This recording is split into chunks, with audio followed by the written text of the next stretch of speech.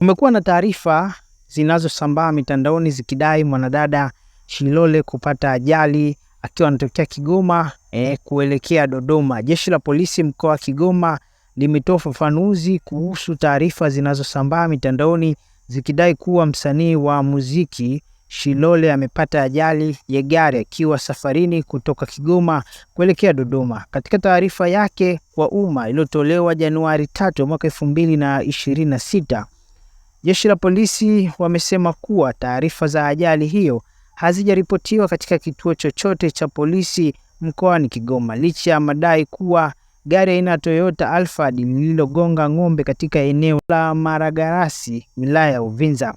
Jeshi la polisi limemtaka Shilole au mhusika yoyote wa ajali hiyo kufika kituo cha polisi chochote kuripoti rasmi tukio hilo ili uchunguzi ufanyike na hatua stahiki za kisheria zichukuliwe. Polisi pia wamekumbusha madereva kuzingatia sheria za usalama barabarani ili kuepusha ajali. Hii ni Alute Media na mimi ni Salim Alute.